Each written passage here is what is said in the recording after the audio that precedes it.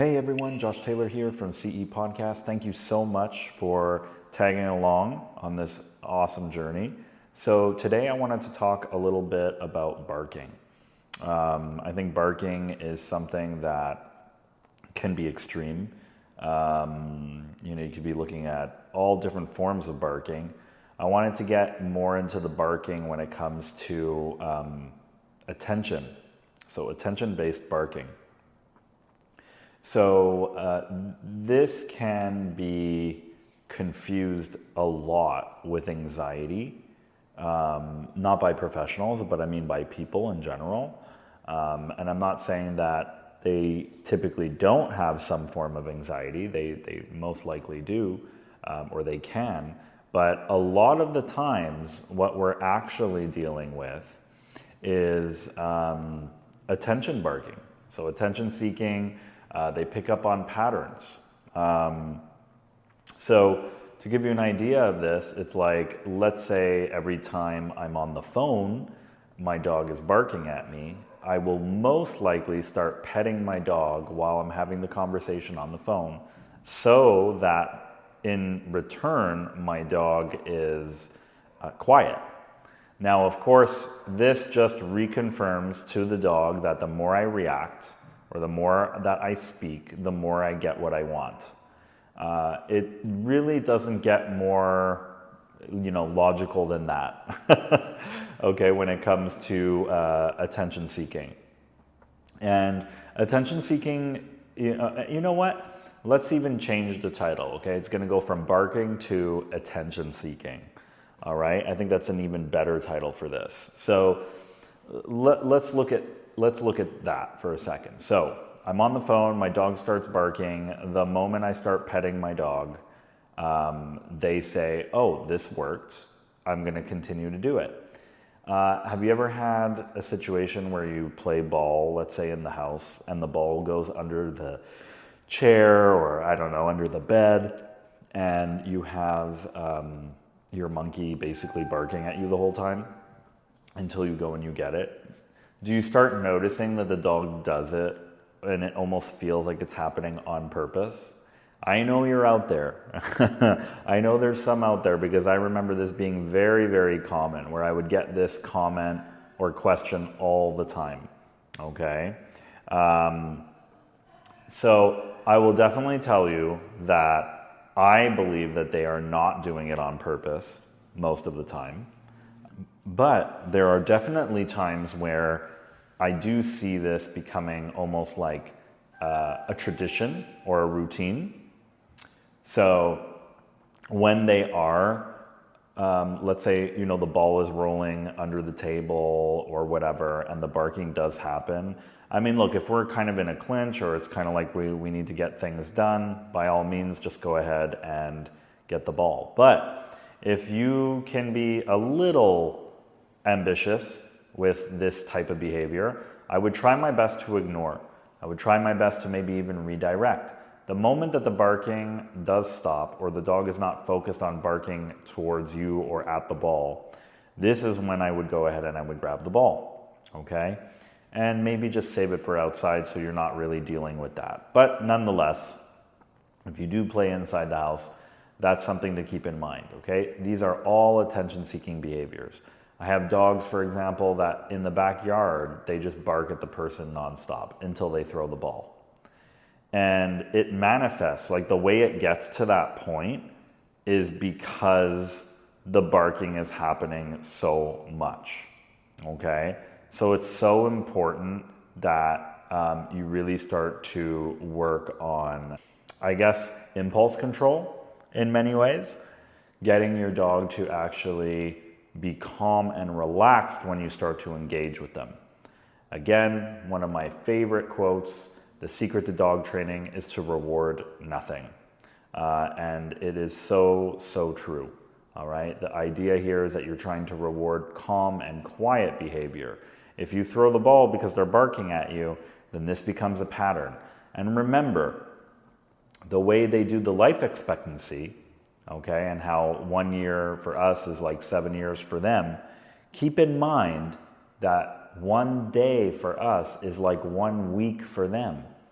So you have to understand that, at least I believe, this is one of the big reasons why they pick up on these patterns so quickly, all right? Because not only do they have nothing better to do but to focus on these patterns, but also because it's like a quadruple effect every time they do something once. So one day for us is like 1 week for them. So habit-wise, when they learn something or when they see something and they see that ripple effect, so like example, behavior and then consequence. So the behavior being barking at you and then consequence being you throwing the ball. Okay, so the consequence is positive, so therefore I'm going to continue barking. Okay, so this is why it's so important that we try our very best to minimize these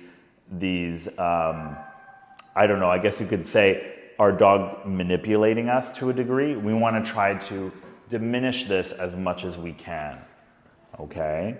Because this is how problems start to really become created and then manifested into something pretty big, pretty powerful, right? And then before you know it, something that you did, I don't know, for 3 days where you were throwing the ball when they were barking, all of a sudden that's technically 3 weeks of you throwing the ball while they're barking. Now, if you've been doing it for a month, well, guess what? That's like 2 months.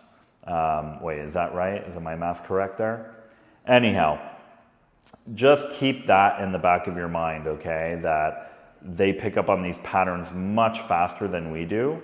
So we want to really be, aware of those things. Another big thing with attention seeking that I notice happens often is treats. And when we're handing the treats, I see this all too often where we are outside and to occupy our dog, they're already doing something wrong though. We start to hand them treats. So they're barking and we're like, hey, and we're handing them treats. Okay, to get this, in my opinion, is no good. When we do reward, we want to make sure that we're looking for nice, calm behavior. Okay, it is so important that we are focusing on that. Okay. Having said that, let's talk about some of those scenarios. So I'm walking down the street. I start talking to a friend. As I'm talking to the friend, my dog is sitting there staring at me, barking. Okay? Now, you are most likely to acknowledge, talk to them, do something. You could say no a couple times, do whatever you like in that context, like, whatever form of correction you're using.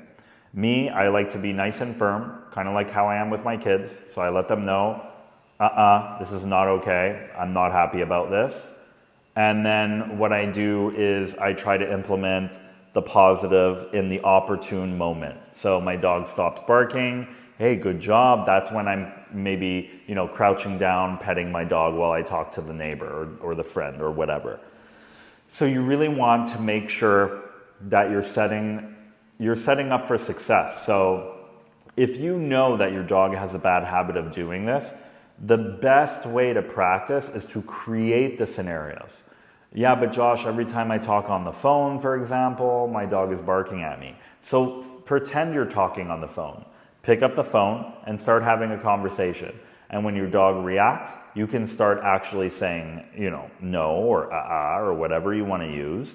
And then, of course, when they're quiet, you can start rewarding them and making it positive, all right? So the idea here is that, or I should say another big secret, so I'm already, we're already revealing 2 big secrets here, which are theoretically not really a secret, but I guess it is in a way. One is we reward calm, right? The secret to dog training is to reward nothing, right? So you're rewarding calm.